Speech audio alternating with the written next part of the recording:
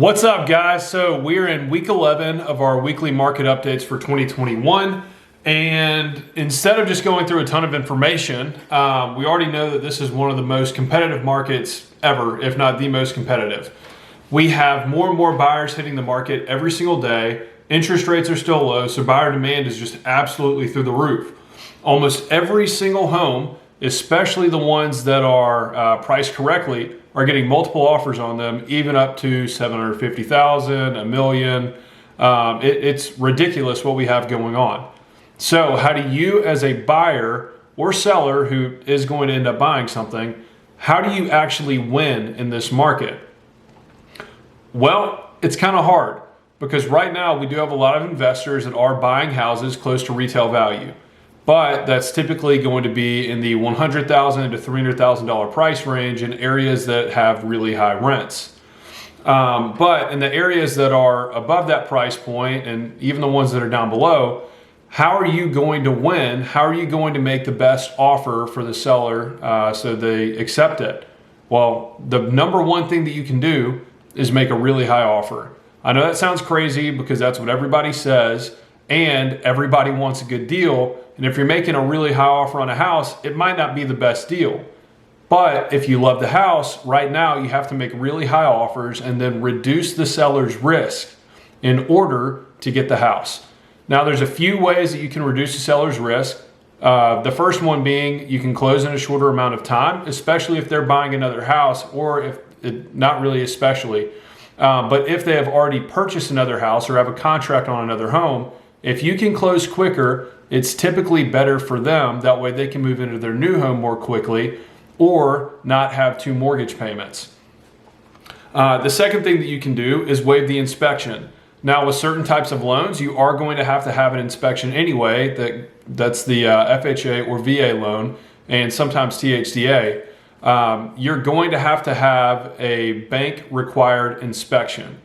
And if that's the case, you cannot waive the inspection, but you can waive, or you can't really waive the cost, but you can take the cost of the repairs onto yourself instead of having the seller pay for them. The next thing that you can do, make a cash offer. Cash is king. I know that as soon as it hits a seller's account, it doesn't really matter because it's all cash at that point, but cash can typically close quicker than a loan can. The next thing that you can do is waive the appraisal. Now, I don't recommend this, and that's strictly because I'm a younger guy. We're trying to save money, and I know that a lot of the buyers that I work with are also in my same age group. But I also don't recommend this to older couples as well, strictly because if the house does not appraise, you have to come out of pocket for the rest of that money because your loan is not going to pay for it.